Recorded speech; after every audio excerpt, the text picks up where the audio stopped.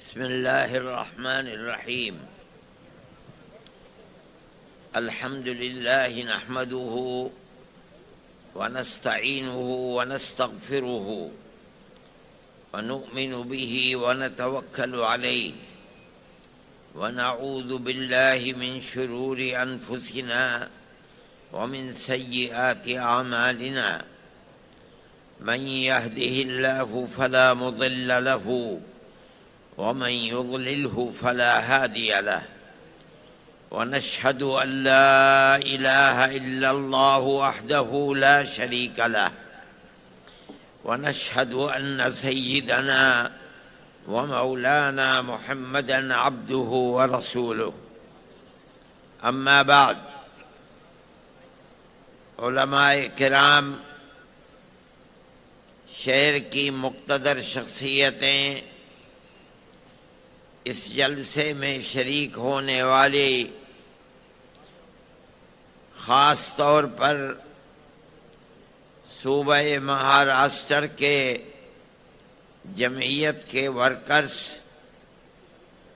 اور دور دراز سے آئے ہوئے جمعیت علماء کی جنرل باڈی کے ممبران،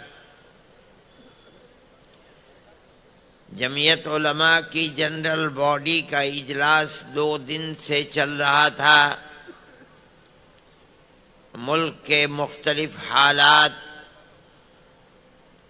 عالم عرب کے حالات،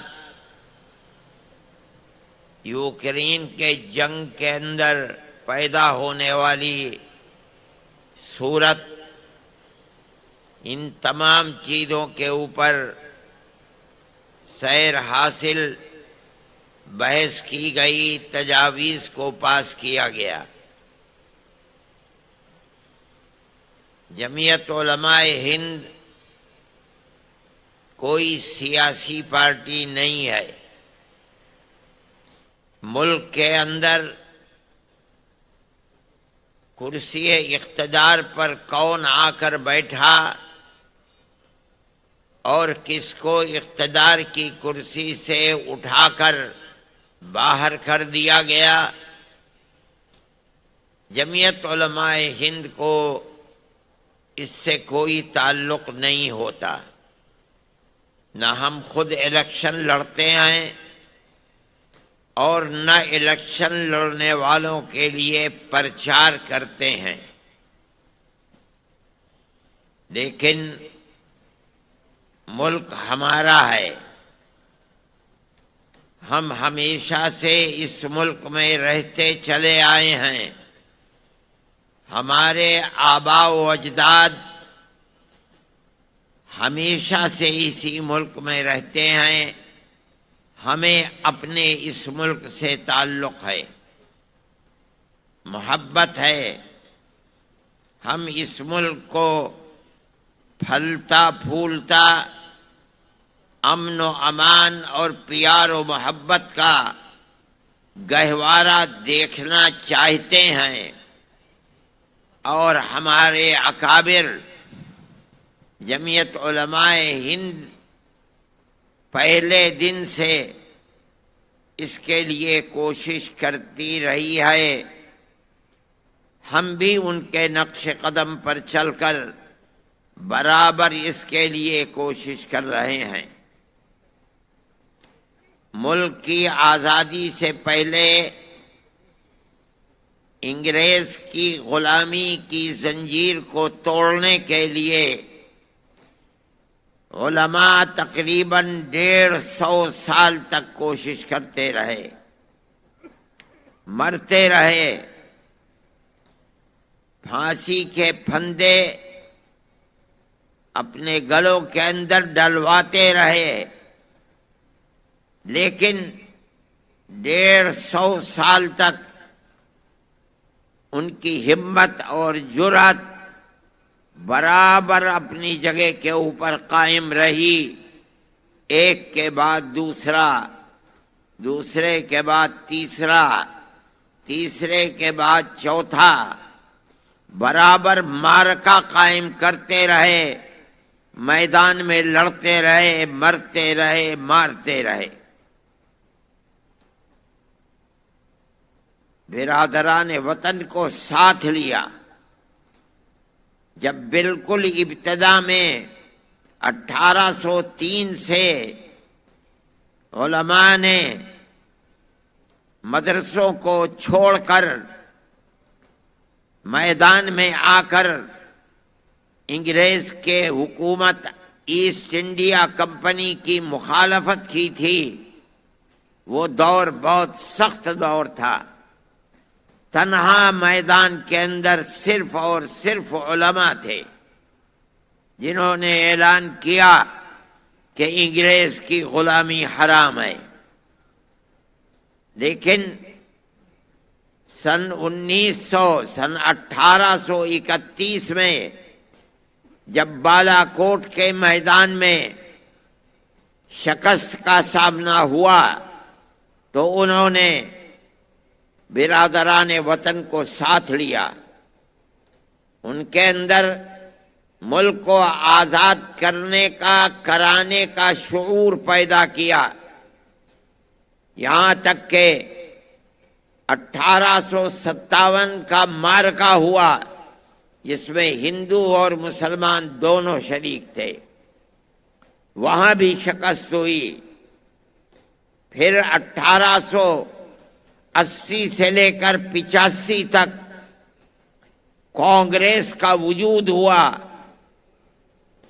حضرت گنگوہی رحمت اللہ علیہ سے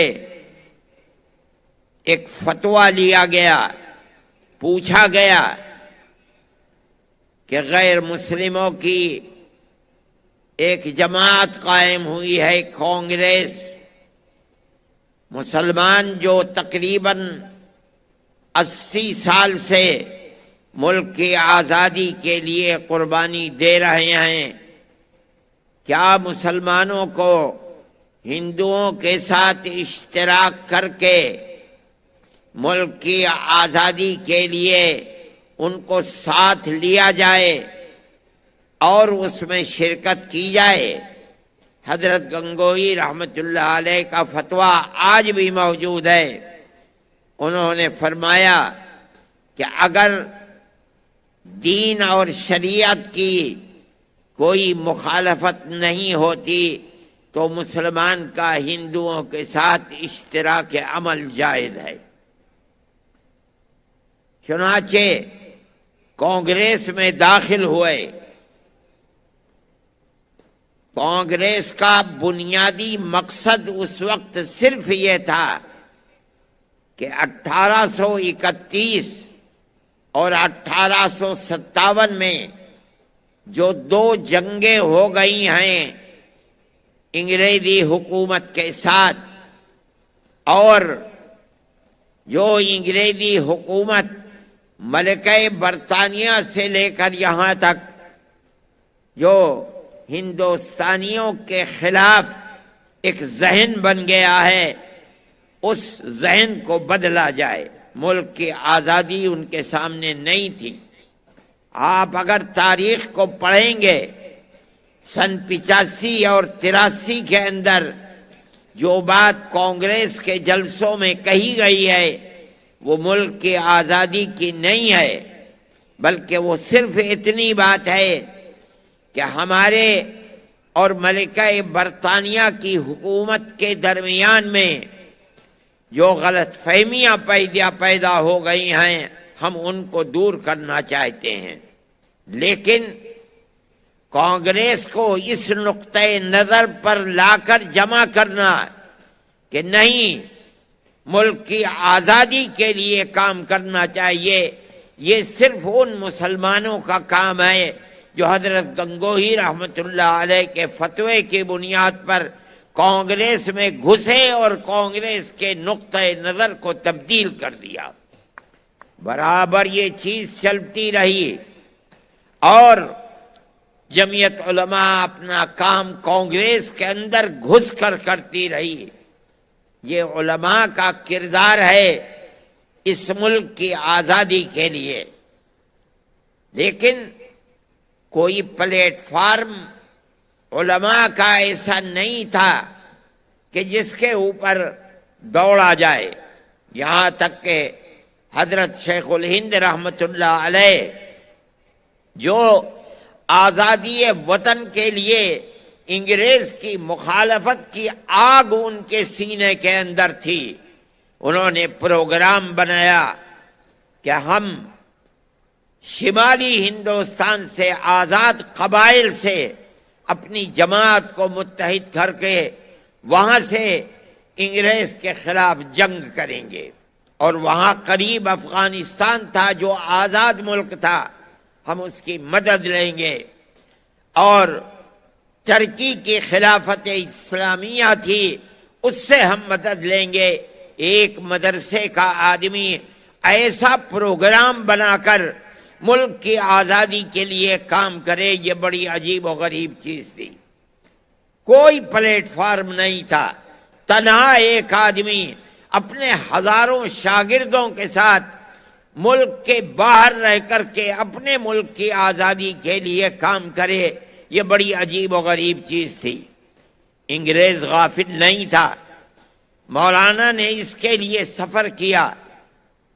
سعودی عرب اب بن گیا، اس وقت سعودی عرب نہیں تھا، حجاز مقدس گئے، ترکی حکومت سے مدد کی بات کی، لیکن وہیں ان کو گرفتار کر لیا گیا اور مالٹا کی جیل میں اپنے 4 ساتھیوں کے ساتھ بھیجا گیا۔ وہاں تقریباً 4.25 سال جیل میں رہے۔ جب آنے کی بات شہرت میں آئی کہ اب وہ قید بامشقت ختم ہونے والی ہے، ان کے اشارے سے ہندوستان کے اندر ابھی وہ جیل میں تھے۔ سن 1919 کے اندر جمعیت علماء کی بنیاد رکھی گئی، ابھی تک آئے نہیں تھے۔ سن 1920 میں حضرت تشریف لائے اور یہاں آ کر کے وہ فوراً اس پلیٹ فارم کے اوپر دوڑنے لگے۔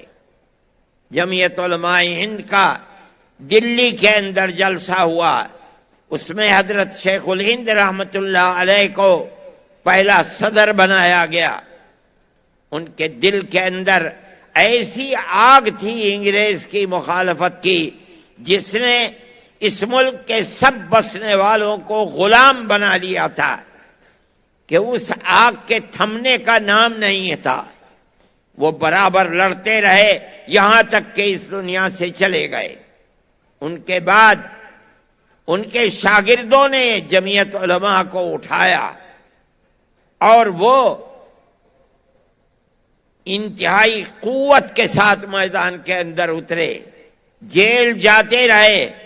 مولانا مفتی کفایت اللہ صاحب ان کے شاگرد تھے، مولانا مدنی ان کے شاگرد تھے، مولانا احمد علی لاہوری ان کے شاگرد تھے۔ ان لوگوں نے اٹھایا اور اٹھا کر ملک کی آزادی کے لیے چلے، بار بار جیل جاتے رہے۔ کم و بیش اپنی 80 سالہ زندگی میں 10 سال انگریز کی جیلوں کے اندر گزارا۔ کیوں؟ اپنے اقتدار کے لیے نہیں، کرسی اقتدار پر بیٹھنے کے لیے نہیں، بلکہ اپنے ملک کو آزاد کرانے کے لیے۔ جیسے جیسے ملک کی آزادی قریب آتی تھی اور یہ معلوم ہوتا تھا کہ انگریز بھارت کی سرزمین کے اوپر نہیں رہ پائے گا، ویسے ہی ویسے وہ کانگریس کے لیڈر مہاتما گاندھی، موتی لال نہرو، جواہر لال نہرو، جمعیت علماء ہند کے پلیٹ فارم سے ان سے بار بار پوچھا جاتا تھا کہ ہمیں یہ یقین دلاؤ کہ ملک آزاد ہوگا تو ملک کا دستور سیکولر دستور ہوگا، جس کے اندر اگرچہ ہندو ملک کی اکثریت ہے لیکن ہر اقلیت کو اپنی مذہبی آزادی کے ساتھ جینے کا حق ہوگا۔ اور کانگریس کی قیادت جو رات اور دن ساتھ ساتھ رہتے تھے ملک کی آزادی میں کام کرنے کے لیے، پروگراموں کو بنانے کے لیے، بار بار تحریری طریقے کے اوپر یہ وعدہ کرتے چلتے تھے کہ ملک آزاد ہوگا تو اس ملک کے اندر نظام حکومت سیکولر ہوگا، جس کا مطلب ہے کہ گورنمنٹ کا کوئی دھرم اور مذہب نہیں ہوگا، بسنے والے اپنے اپنے مذہب کے مطابق اپنی زندگی کو گزاریں گے۔ اسی طرح ملک کا پیار و محبت باقی رہ سکتا تھا۔ یہ کام برابر چلتا رہا یہاں تک کہ ملک آزاد ہوا۔ ملک آزاد ہوا، ملک کی اور مسلمانوں کی بدقسمتی تھی کہ اس کے ساتھ ساتھ ملک تقسیم بھی ہو گیا۔ ملک کی تقسیم کے بعد غیر مسلم ایک طاقت کھڑی ہوئی فوراً، اور انہوں نے یہ بات کہی کہ جب مسلمانوں نے اپنا حق لے لیا اور پاکستان کا وجود بن گیا تو اب ہمارے ملک کا نظام سیکولر نظام نہیں ہوگا، یہاں کی بنیاد بھی ہندوتو کے اوپر ہوگی۔ کانگریس کی قیادت کو انہوں نے اس پر مجبور کیا کہ وہ تقسیم ملک کے اوپر دستخط کر دیں۔ یہ ایسی چیز تھی کہ جو جمعیت علماء سے وعدے کیے گئے تھے اس کے خلاف تھی۔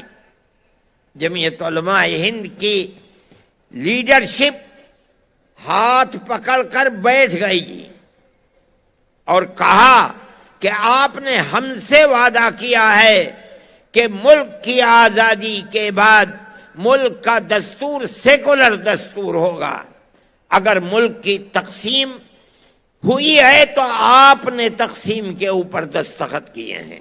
ہماری ٹوپیاں اچھلتی رہیں، ہماری پگڑیاں پیروں کے اندر روندی گئیں، مگر ہم اپنے اس نقطۂ نظر سے پیچھے نہیں ہٹے کہ ملک تقسیم نہیں ہونا چاہیے۔ آپ نے ہم سے جو وعدے کیے ہیں ان وعدوں کو پورا کیجئے، ملک کی تقسیم میں آپ کا ہاتھ ہے، ہمارا ہاتھ ملک کی تقسیم میں نہیں ہے۔ یہ اتنی بڑی چیز تھی، شریف لوگ تھے، ان کو مجبور کر دیا کہ ملک کی تقسیم اگرچہ ہو گئی ہے لیکن ہندوستان کا دستور سیکولر دستور بنے گا۔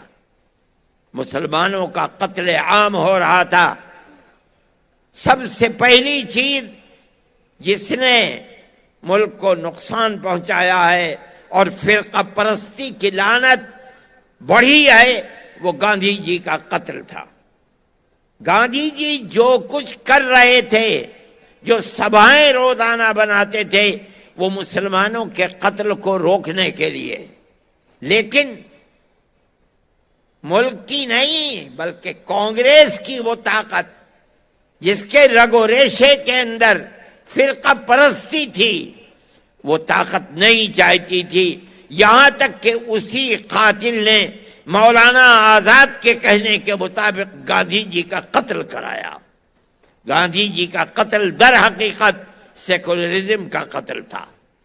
اس کے بعد سے ملک کے حالات بدلنے شروع ہوئے، فرقہ پرستی بڑھنے لگی اور ایسی بڑھنے لگی کہ آپ اور میں جانتے ہیں کہ سن 47 کے کچھ ہی دنوں کے بعد فسادات کا سلسلہ شروع ہوا۔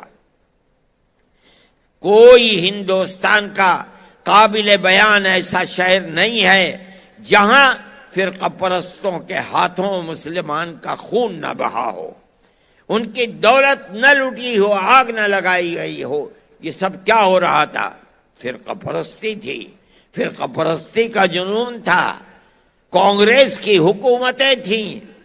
ہم کہا کرتے تھے، جمعیت علماء کہتی تھی کہ اس فرقہ پرستی کی آگ کو بجھاؤ، اگر نہیں بجھاؤ گے تو کسی دن یہ تم کو بھی جلا ڈالے گی۔ ہماری اس بات کو قبول نہیں کیا جاتا تھا۔ جمعیت علماء نے تحریکیں چلائیں، جیل بھرو تحریک چلائی۔ کیوں چلائی؟ تاکہ ملک سیکولر ملک رہے اور یہاں سیکولرزم باقی رہے، اگر نہ رہے گا تو یہ ملک تباہ ہو جائے گا۔ ہماری اس بات کو نہیں سنا گیا۔ کانگریس کی پالیسی لچکدار پالیسی رہی۔ ہم کہتے تھے کہ نکیل ڈالو، مگر نکیل نہیں ڈالی گئی، فرقہ پرستی بڑھتی رہی۔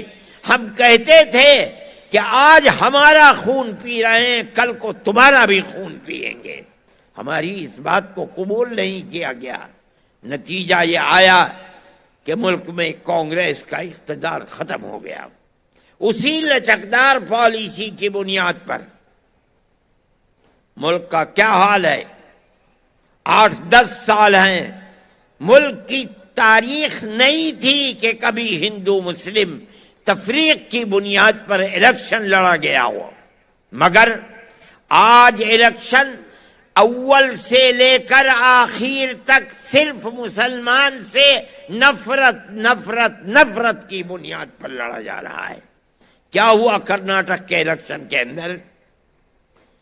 ہر آدمی نہیں، میں کہتا ہوں ملک کا اقتدار اعلیٰ اوپر سے لے کر نیچے تک اپنی تقریروں کے اندر کہتا ہے کہ ہمیں مسلمان کے ووٹ کی ضرورت نہیں ہے، ہم مسلمانوں کے مذہبی پرسنل لا کو بدل کر کے یکساں سول کوڈ کو لائیں گے۔ کہتے ہیں کہ ہم نے مسلمان کے ریزرویشن کو ختم کیا ہے، ہم مسلمان کو ریزرویشن نہیں دیں گے۔ علل اعلان یہ تقریریں ہوتی رہیں، دنیا نے سنا، ہم انگشت بدندہ تھے کہ اللہ کیا ہو رہا ہے۔ ہمارے بزرگوں نے جس ملک کے لیے اپنی جانوں کو قربان کیا ہے، پھانسیوں کے پھندے کے اوپر گئے ہیں، مگر اپنے اسٹینڈ سے ایک قدم پیچھے نہیں ہوئے۔ آج اسی ملک کے اندر مسلمان کو جینے کا حق نہیں دیا جا رہا ہے۔ ہم نے یہ سب کچھ دیکھا، خاموش رہے۔ کانگریس اقتدار میں نہیں ہے، مگر گاندھی فیملی آگے بڑھی۔ 2 ہی بھائی بہن، انہوں نے جن چیزوں کو اپنے مینیفیسٹو کے اندر داخل کیا، آپ غور کریں کہ ہم سے وعدے کیے گئے کہ ہم فرقہ پرست اور فساد پرور عناصر کی جماعت کے اوپر قدغن لگائیں گے، بند کریں گے اس کو۔ بجرنگ دل کے اوپر ہم قدغن لگائیں گے۔ اگر یہ تاریخ گواہ ہے اس بات کی کہ اگر یہ اسٹینڈ انہوں نے آج سے 70 سال پہلے ہندوستان کے اندر لے لیا ہوتا، اقتدار ان کے ہاتھ سے نہ جاتا، ملک برباد نہ ہوتا، تباہی نہ آتی، فقر و تنگ دستی کا بول بالا نہ ہوتا، ملک کے اندر اقتدار ان کا ہوتا جو ملک میں ہر طبقے کو چین و سکون کے ساتھ زندہ رہنے کا موقع دیتے ہیں۔ اگر ایسا نہیں ہوا، آج آ کر کے انہوں نے یہ کہا کہ ہم فرقہ پرست پارٹیوں کے اوپر قدغن لگائیں گے، بند کریں گے اور ملک کے اندر بھائی چارگی کو لے کر بڑھیں گے۔ ایک شور مچ رہا تھا کہ کانگریس نے الیکشن کے اندر اپنے مینیفیسٹو کو اندر اس کو داخل کیا کہ ہم بجرنگ دل پر پابندی لگائیں گے۔ غلطی کی، میں سمجھتا تھا کہ غلطی نہیں ہے، بلکہ اپنی غلطی کا تدارک ہے۔ جو 70 سال پہلے سے غلطی تھی، آج اس غلطی کا تدارک کیا جا رہا ہے۔ میں سمجھتا ہوں کہ وہ موقف ٹھیک تھا، اور میں سمجھتا نہیں ہوں بلکہ ہندو اور مسلمانوں نے مل کر اس موقف کی تائید کی ہے۔ ہمیں اس کا افسوس ہے کہ جمعیت علماء ہر قدم کے اوپر کانگریس سے کہتی تھی کہ بابا پیچھے ہٹو، فرقہ پرستی کو لگام لگاؤ۔ فرقہ پرستی جس طرح مسلمان کو برباد کر رہی ہے، اقلیتوں کو تباہ کر رہی ہے، اقلیتوں کی حفاظت کرو، نہیں مانتے تھے، کوئی جواب نہیں دیتے تھے۔ ہم نے جیل بھرو تحریک چلائی، ایک دفعے تو چلا دی، دوبارہ پھر چلانی چاہیے۔ سارے ملک سے لوگ دلی میں جمع ہو گئے جمعیت علماء کی دعوت پر۔ اگلے دن سے ہمیں باہر نکلنا تھا۔ جنرل شاہ نواز مرحوم سادے کاغذ پر اندرا جی کے دستخط کرا کے لائے اور یہ کہا ان لوگوں کے درمیان میں جو اگلے دن جیل جانے والے تھے کہ اندرا جی نے مجھے یہ دستخط کر کے بھیجا ہے اور یہ کہا ہے کہ جمعیت علماء اور کانگریس کا چولی دامن کا ساتھ ملک کی آزادی میں رہا ہے۔ آج جمعیت علماء کانگریس کے خلاف کھڑی ہو جائے، اس سے زیادہ خراب کوئی چیز نہیں ہے۔ میں دستخط کر کے بھیجتی ہوں، آپ کا جو مطالبہ ہو، آپ وہ مطالبہ لکھ دیں، وہ منظور ہے۔ میں اس مجلس میں شریک تھا، مسجد کے اندر جہاں جنرل شاہ نواز کی تقریر ہو رہی تھی۔ جمعیت علماء نے اپنے مطالبات لکھے، دیے، سب کچھ ہوا، لیکن ملک کی فرقہ پرستی اتنی طاقتور ہے کہ ان مطالبات کے اوپر فرقہ پرستوں پر لگام نہیں لگائی جا سکی۔ میرے بھائی، جمعیت علماء برابر لڑتی رہی، ہم آج بھی لڑ رہے ہیں۔ میں کانگریس کی حکومت ہے، میں راہل کے پاس گیا اور میں نے کہا کہ ملک میں کیا ہو رہا ہے۔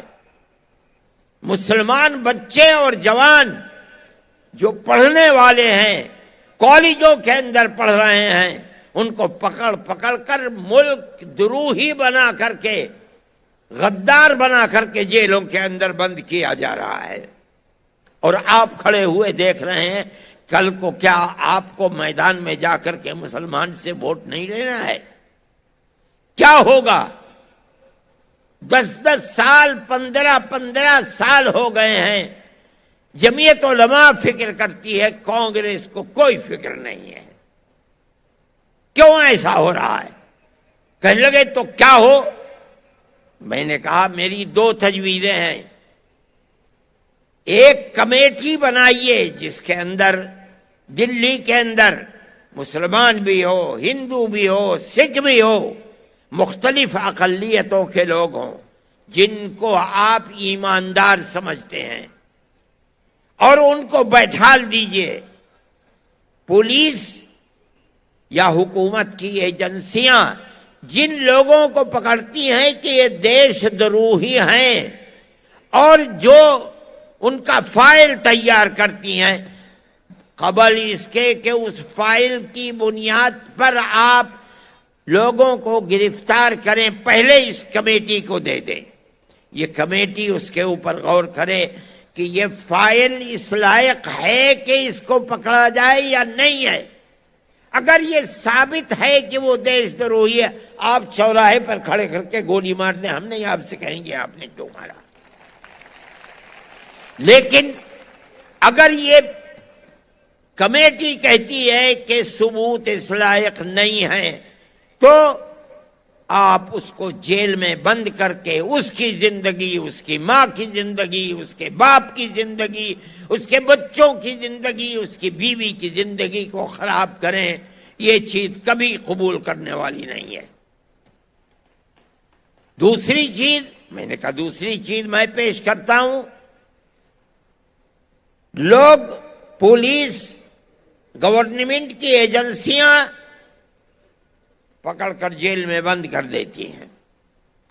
گواہ، کسی کے گواہ 10 ہیں، کسی کے گواہ پولیس لے کر کے 50 آتی ہے، 100 لاتی ہے، 150، 200، 250، 300 گواہ۔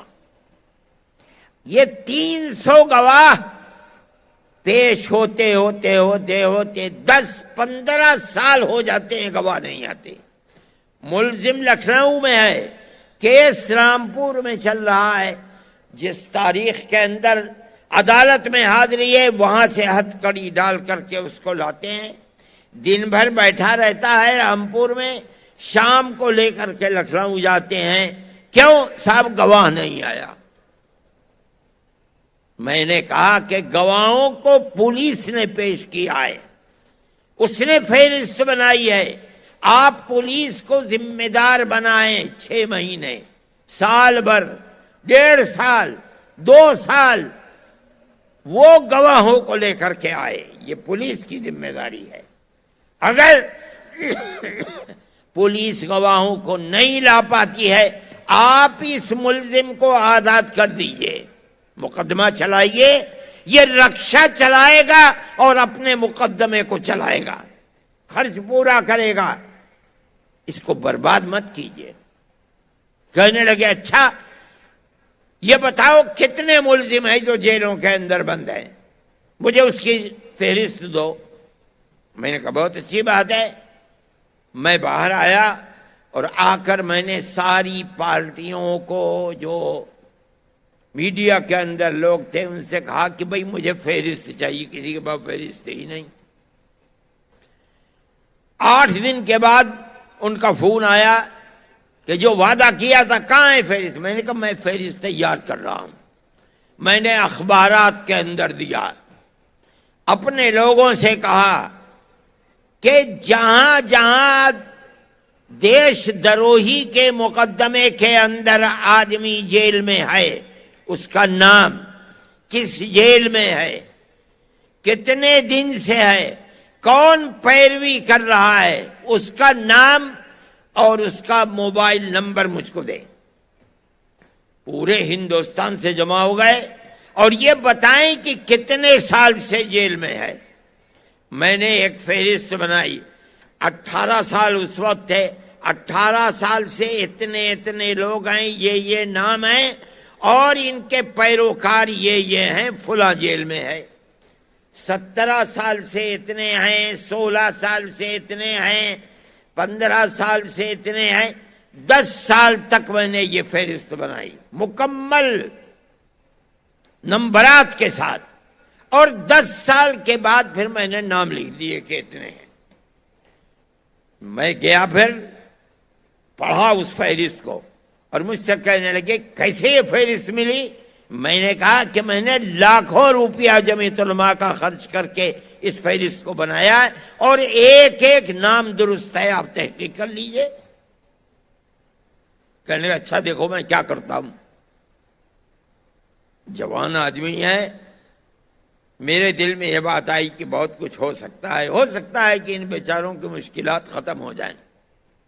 اگلے دن میرے پاس ڈپٹی ہوم منسٹر کا فون آیا، میں دلی ہی میں تھا، تو میں ملنے کے لیے آنا چاہتا ہوں۔ میں نے کہا آپ نہ آئیے، لوگ دیکھیں گے تو میری جان مصیبت میں آ جائے گی، کسی کی کچھ ضرورت ہے، کسی کی کچھ ضرورت ہے، میں آپ کے پاس آتا ہوں۔ چنانچہ میں چلا گیا، کہا کہ راہل جی کا میرے پاس یہ فون آیا ہے اور میرے لیے یہ بات انہوں نے کہی ہے کہ میں آپ سے ملوں۔ میں نے کہا ٹھیک ہے۔ میں نے وہی بات جو راہل جی سے کہی تھی میں نے ان سے کہی۔ انہوں نے آئی بی اور دوسری ایجنسیوں کے جو چیئرمین تھے ان کو بلا لیا۔ انہوں نے کہا کیا پروگرام ہے؟ میں نے کہا میں یہ کہتا ہوں آپ سے، کسی نے میرے پروگرام کی مخالفت نہیں کر نہیں سکتے تھے، بڑی معقول بات ہے۔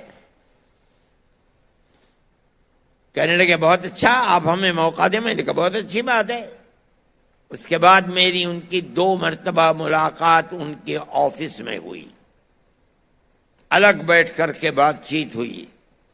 میں کہتا ہوں کہ فرقہ پرستی کی وہ طاقت جنہوں نے گاندھی جی کا قتل کیا تھا، یہ کیسے ہو سکتا تھا کہ آج وہ طاقت جو بہت طاقتور ہے وہ کیسے چھوڑ دیتی؟ 2 مہینے نہیں گزرے کہ ان کو ختم کر دیا گیا، جتیندر کو، اور آج وہ ہوم منسٹر نہ ڈپٹی ہوم منسٹر کچھ بھی نہیں رہے، وہ سارا مسئلہ فائل بند ہو گئی۔ میرے بھائی یہ فرقہ پرستی ہے۔ ہم نے اس فرقہ پرستی کی مخالفت جمعیت علماء نے کی اور ہم برابر کر رہے ہیں۔ یہاں تک کہ اس فرقہ پرستی کے سلسلے میں لچکدار پالیسی ہی کی وجہ سے میں کہتا ہوں کہ کانگریس کا دور ختم ہو گیا۔ اگر کانگریس اس فرقہ پرستی کو لگام لگا دیتی تو کانگریس کا دور، جس کی بڑی بہترین تاریخ ہے ملک کی آزادی کے اندر، اس کو کبھی یہ موقع دیکھنے کو نہ ملتا جہاں کانگریس آج کھڑی ہوئی ہے۔ جمعیت علماء برابر اپنا کردار ادا کرتی رہی ہے، مسلمانوں کے مسائل ہو کہ ہندوؤں کے مسائل ہو، ہم نے کبھی مذہب کی بنیاد کے اوپر کوئی معاملہ نہیں کیا۔ ہم ہر ہندوستانی کی جمعیت علماء ہر محاذ پر مدد کرنے کے لیے ہر وقت تیار رہی ہے اور مدد کرتی رہی ہے، یہاں تک کہ کانگریس کا دور اقتدار ختم ہو گیا۔ ہم کہتے تھے کہ جو لوگ گاندھی کیپ پہن کر اور گاڑھا کھدر اپنے جسم پر لگا کر اپنے آپ کو کانگریسی کہتے ہیں، یہ کانگریسی نہیں ہے، ان کے دل فرقہ پرستی میں سیاہ ہے۔ ہماری اس بات کو کوئی قبول ہی نہیں کرتا تھا، لیکن جیسے کانگریس کی اقتدار کی فائل بند ہوئی، ایک ایک کر کے کانگریس چھوڑ کر بی جے پی کے اندر داخل ہو گئے۔ جن لوگوں کو انگلی پکڑ کر سیاسی پلیٹ فارم پر چلانا کانگریس نے سکھایا، جن کو دودھ پلا کر کانگریس نے سیاسی شخصیت بنایا، وہ سب کے سب بے غیرت لوگ اسی دن، جس دن اقتدار نے کروٹ لی، کانگریس چھوڑ کر کے بی جے پی کے اندر جا کر کھڑے ہو گئے۔ ایسا لگتا تھا کہ نہرو فیملی کے سوا نظریاتی اعتبار سے ملک میں کوئی کانگریسی نہیں ہے۔ یہ اسی لچکدار پالیسی کا نتیجہ ہے۔ اگر وہ پالیسی لچکدار نہ ہوتی فرقہ پرستی کے ناک میں نکیل ڈالنے کے لیے، تو کانگریس کو یہ دن نہ بھگتنا پڑتا، لیکن ایسا ہی ہوا۔ میرے بھائی، میں مختصر بات کہتا ہوں، وقت کم رہ گیا ہے، یہاں تک کہ کانگریس باہر ہو گئی اور کرناٹک کا الیکشن آیا۔ کرناٹک کا پورا الیکشن مسلم نفرت کے اوپر مبنی ہے۔ آپ نے دیکھا ہوگا، پڑھا ہوگا، اخبارات میں دیکھا ہوگا کہ ملک کا اقتدار اعلیٰ بالکل چوٹی پر بیٹھا ہوا آدمی اور نیچے تک ایک ہی راگ، ایک ہی پروگرام بنا کر الیکشن لڑ رہا ہے تاکہ مسلمان ایک طرف ہو جائے، ہندو دوسری طرف ہو جائے، ہندو کا ووٹ ہمیں ملے، ہمیں مسلمان کے ووٹ کی ضرورت نہیں ہے۔ جمعیت علماء دیکھ رہی تھی، ورکرز جمعیت علماء کے اپنا کام کر رہے تھے۔ میں کہتا ہوں، یہاں تک کہ انہوں نے اپنے مینیفیسٹو کے اندر یہ بات کہی کہ ہم بجرنگ دل کے اوپر، پاپولر فرنٹ کے اوپر پابندی لگائیں گے۔ ہمیں کوئی فکر نہیں کہ پاپولر فرنٹ کا، پاپولر فرنٹ عمل نہیں ہے، رد عمل ہے۔ اگر بجرنگ دل کی مسلم دشمن پالیسی نہ ہوتی، پاپولر فرنٹ جنم نہ لیتا۔ آپ بجرنگ دل کے اوپر پابندی لگائیے، ہمیں کوئی افسوس نہیں ہے، 100 پاپولر فرنٹ کے اوپر پابندی لگا دیجیے، ملک میں امن تو قائم رہے۔ انہوں نے کہا، لوگ یہ کہتے رہے کہ برا کیا، الیکشن پر اثر پڑے گا، ہم تو خاموش تھے، ہم نے نہیں کہا۔ ہم سمجھتے تھے کہ طاقت ملے گی، مسلمان کو محسوس تو ہوگا کہ کانگریس کو اپنی غلطی کا احساس ہے، ہم کانگریس کی جڑوں کو مضبوط کریں گے۔ میں کہتا ہوں 95 نہیں 98% مسلمان نے کرناٹک کے اندر کانگریس کو ووٹ دیا ہے، اور اس کی بنیاد یہی تھی کہ فرقہ پرستی کا ناگ جو آزاد پھر رہا ہے، کانگریس یہ وعدہ کرتی ہے کہ ہم اس کو ناک میں نکیل ڈالیں گے، ہمیں خوشی ہے اس بات کی۔ اس کا تصور نہیں ہوتا تھا کہ کانگریس اس قوت کے ساتھ آگے آئے گی۔ ہم اس چیز کو مانتے ہیں کہ ہندوستان میں کہیں بھی الیکشن ہو، جو بربادی ہندوستان کے اندر آ رہی ہے، اس بربادی کا تنہا سبب فرقہ پرست ذہنیت ہے۔ آج جو لوگ کرسی اقتدار پر بیٹھے ہیں، وہ یہ سمجھتے ہیں کہ ہمارے اقتدار کی حفاظت صرف اور صرف فرقہ پرستی کی بنیاد پر ہوگی، تاکہ ہم ہندو اور مسلمان کے ووٹ کو تقسیم کر دیں۔ ہم یہ سمجھتے ہیں کہ یہ ملک کی بربادی کا پہلا زینہ ہے۔ ملک ہندوستان، جس کے اندر ہندو اور مسلمان دونوں رہتے ہیں، آج سے نہیں 1400 سال سے رہتے ہیں، 1400 سال سے رہتے ہیں۔ میں نے یہ بات کہی تھی، جس کا بڑا شور مچا، کہ ہندوستان کی دھرتی کو اللہ نے قبولیت عطا فرمائی، سب سے پہلا نبی اسی دھرتی کے اوپر اللہ نے اتارا ہے۔ جس کو تم منو کہتے ہو، اس کی اولاد کو منوش کہتے ہو، ہم اس کو آدم کہتے ہیں، آدم کی اولاد کو آدمی کہتے ہیں۔ سوال پیدا ہوتا ہے کہ منو نہ رام ہے، نہ لکشمن ہے، کوئی نہیں ہے، تنہا ایک آدمی ہے۔ اس سے اولاد چلے گی تو رام پیدا ہوں گے، اولاد چلے گی تو راون پیدا ہوں گے۔ ابھی اولاد ہی نہیں چلی ہے۔ سوال ہے کہ وہ ایک آدمی کس کی عبادت کرتا تھا؟ کوئی نہیں بتا سکتا۔ ہمارے پاس اللہ کی کتاب قرآن ہے، وہ ایک اللہ یعنی ایک اوم کی عبادت کرتا تھا۔ میرے پاس پنڈت جی آئے، ابھی 5-7 دن ہوتے ہیں، 10 دن ایک دہرادون کے، اور آ کے کہنے لگے کیسے کہتے ہو کہ اوم اللہ ہے؟ میں نے کہا آپ پنڈت جی ہیں، دھرم کی کتابیں آپ نے پڑھی ہیں، تو خاموش ہو گئے۔ میں اندر گیا اور میں نے یجروید لا کر کے ان کو دکھلائی۔ اس کا جو سب سے آخری منتر ہے، میں نے وہ پڑھ کر ان کو سنایا، بالکل خاموش بیٹھ گئے۔ اوم کے معنی اللہ کے ہیں۔ پوری کتاب میں کہیں یہ نظر نہیں آتا بت پرستی، ہر حکم وہی ہے ایک خدا کا جو قرآن کہتا ہے۔ یہ کہاں سے بت پرستی آئی اس کو خدا ہی جانتا۔ خیر یہ موضوع نہیں ہے، لیکن میں کہتا ہوں کہ ہمارا دین، ہمارا عقیدہ، لوگ یہ کہتے ہیں کہ یہ مذہب عرب کا مذہب ہے جسے یہ اپناتے ہیں، نہ وہ اپنے ملک کی تاریخ جانتے ہیں، نہ وہ مذاہب کی اور دھرم کی تاریخ جانتے ہیں۔ نہیں، ہمارا عقیدہ اس ہندوستان کا عقیدہ ہے، بھارت کی دھرتی کا عقیدہ ہے۔ سب سے پہلا نبی یہیں اترا ہے۔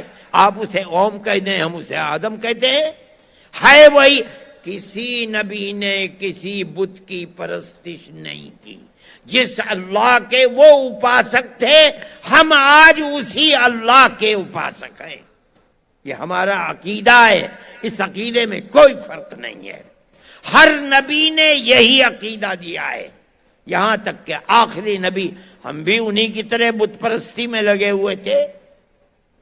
کوئی رام کو پوجتا تھا، کوئی راون کو پوجتا تھا، لیکن یہاں تک کہ ہمارے آقا حضرت محمد صلی اللہ علیہ وسلم آئے، انہوں نے سبق دیا اللہ ایک ہے۔ ہمارے دل کے اندر ان کی بات اتر گئی اور ہم ایک اللہ کو ماننے لگے۔ لیکن یہ ایک اللہ کی بنیاد سب سے پہلے اس کا پتھر اس دھرتی میں بھارت کی رکھا گیا۔ جتنے انبیاء آئے ہیں، شیس، ادریس، نوح، ہود، صالح، شعیب، سب کے سب اسی ایک اللہ کے ماننے والوں کی کڑی ہے۔ یہاں تک کہ حضرت محمد صلی اللہ علیہ وسلم آئے، ہم اللہ کے فضل و کرم سے ان کی امت میں ہیں۔ ہم اللہ کو ایک مانتے ہیں، مگر سب سے پہلے اس کا پتھر اسی ہندوستان میں رکھا گیا ہے کہ ہمارا مذہب ہے، ہم اسی مذہب کے اوپر چلتے ہیں۔ اسی آدم اور منو کی ساری دنیا اولاد ہے۔ جمعیت علماء ہند، ہمارے اکابر بڑے عالم تھے، مذہبی کتابوں کے پڑھے ہوئے تھے، ان کی زندگی کے اندر اترا ہوا تھا، اس لیے انہوں نے جو سبق ہندوستان کے اندر دیا ہے وہ وحدت کا سبق ہے۔ ساری دنیا کے لوگ ایک ہی ماں باپ کی اولاد ہیں، سب کے ساتھ اخوت و ہمدردی، پیار و محبت کے ساتھ رہنا ہوگا۔ جمعیت علماء اس کے اوپر چلتی ہے، ہم ہر ایک کے ساتھ پیار و محبت کا معاملہ کرتے ہیں۔ میرے بھائی، جمعیت علماء کے ہر پروگرام کے اندر پیار و محبت ہے۔ ہم نے اس وقت ایک تحریک چلائی کہ ہم پڑھنے والے بچوں کی مدد کریں گے۔ پہلے 1 کروڑ روپیہ ہم خرچ کرتے تھے، اس مرتبہ ہم نے 2 کروڑ روپیہ خرچ کیا ہے، اور ہم نے درخواستیں منگوائیں۔ ہم نے یہ کہا شرط ہے کہ 70% نمبر ہونے چاہیے، چاہے ہندو ہو چاہے مسلمان۔ ہمارے پاس درخواستیں آ گئیں، ہندو بچوں کی بھی آئی، مسلمان بچوں کی بھی آئی۔ جو ہماری شرط پر اترا، ہم نے مذہب کی بنیاد کے اوپر کوئی تفریق نہیں کی۔ یہ جمعیت علماء کا کردار ہے۔ ہم یہ سمجھتے ہیں کہ ملک فرقہ پرستی کی طرف چل رہا ہے، اور حکومت، آج کی حکومت یہ سمجھتی ہے کہ فرقہ پرستی سے اس کا اقتدار محفوظ رہ سکتا ہے۔ میں یہ کہتا ہوں کہ فرقہ پرستی پر اقتدار محفوظ نہیں رہ سکتا۔ ٹھیک ہے، تم نشے کی گولی کھلا سکتے ہو، چند دن کھلا سکتے ہو، چند سال کھلا سکتے ہو، ہمیشہ نہیں کھلا سکتے۔ کرناٹک نے ثابت کر دیا کہ تم نے جس نظریے کو پیش کیا ہے اس نے اپنی ٹھوکر سے اڑا دیا۔ میں سمجھتا ہوں کہ اوپر والے نے اگر چاہا تو پورے ہندوستان کے دوسرے صوبوں کے اندر اور مرکزی الیکشن کے اندر بھی یہ نظریہ رنگ لا کر رہے گا انشاءاللہ، اور فرقہ پرستی کے ناک میں نکیل پڑے گی، لیکن اسی وقت پڑے گی جبکہ کانگریس اپنے اس نظریے کے اوپر رہے گی جو ملک کی آزادی سے پہلے کا نظریہ تھا۔ لچکدار پالیسی نہیں، بلکہ وہ پالیسی لاؤ جس کو اس الیکشن کے اندر اپنایا ہے۔ کہتے ہو کہ بجرنگ دل اور پاپولر فرنٹ کے اوپر پابندی لگاؤ، اپنے مینیفیسٹو کو زندہ کر کے دکھلاؤ۔ زندہ کرو گے تو کل جو وعدہ کرو گے قوم اس وعدے کو قبول کرے گی، نہیں کرو گے قبول نہیں کرے گی۔ میرے بھائی، یہ ایک نظریہ ہے جمعیت علماء کا، اور جمعیت علماء اس نظریے پر قائم ہے۔ ہم یہ کہتے ہیں کہ جمعیت علماء کے ہر ممبر کو پیار و محبت کے ساتھ اپنی زندگی کو گزارنا چاہیے۔ آپ اپنے دائیں بائیں کو دیکھیں، کون ہے، کیا کر رہا ہے، یہ نہ دیکھیں کہ کون ہندو ہے کون مسلمان ہے۔ جمعیت علماء یہ نہیں کرتی۔ بنگال میں سیلاب آیا، سمندر گھس گیا، ہزاروں مکانات ختم ہو گئے، جو کھیت تھے سمندر کے پانی نے سب کو جلا ڈالا۔ ہم نے کام کیا، ہمارے ایک ایک کیمپ کے اندر 2700 صبح کو کھانا کھاتے تھے، 2700 شام کو کھانا کھاتے تھے۔ لیکن ہم نے کبھی کسی آدمی کو یہ نہیں کہا کہ مسلمان کھائے گا ہندو نہیں کھائے گا، کتنے کھا رہے ہیں یہ بھی نہیں دیکھا۔ ہم نے سب کو کھانا کھلایا۔ پانی ختم ہو گیا، ہم نے نل لگوائے، ایک ایک نل پر، حالانکہ بنگال میں پانی بہت قریب ہے زمین میں، لیکن سب پانی کھارا ہو گیا تھا۔ کئی 100 فٹ نیچے لے جا کر کے پانی میٹھا ملتا تھا۔ ایک ایک نل پر اس وقت 90,000 روپیہ خرچ ہوتا تھا. ہم نے کہا کوئی بات نہیں ہے، ہمارا کیا، قوم ہمیں دیتی ہے، ایک ہاتھ سے لیتے ہیں دوسرے ہاتھ سے خرچ کر دیتے ہیں. ہم نے نل لگوائے، ایسی جگہوں پر لگوائے کہ ہندو اور مسلمان دونوں اس سے فائدہ اٹھائیں. یہ جمعیت علماء کی پالیسی ہے. میں کہتا ہوں کہ جمعیت علماء کے ہر ورکر کو اسی پالیسی کے اوپر عمل کرنا چاہیے، چلنا چاہیے. پیار و محبت کی زندگی کو بڑھائیے، تبھی آپ زندہ رہ سکتے ہیں. اس ملک کے اندر آپ کی اولاد زندہ رہ سکتی ہے.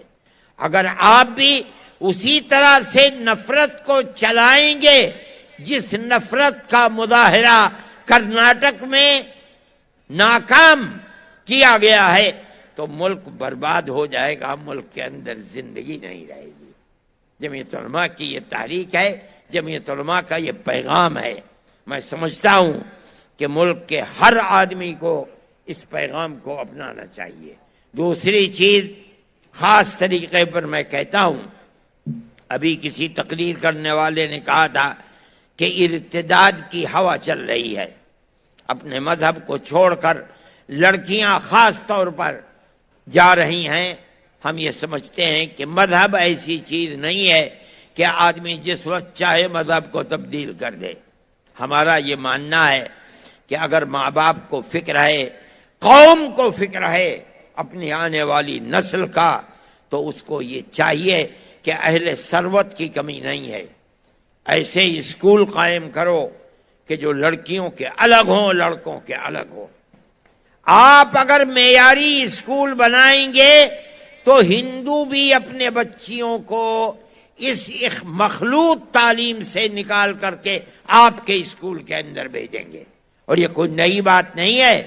ہندوستان کے اندر گورنمنٹ جن اسکولوں کی مدد کرتی ہے، یا جو اسکول گورنمنٹ کے بنائے ہوئے ہیں یا یونیورسٹیاں ان کی تعداد تقریباً 43,000 ہے.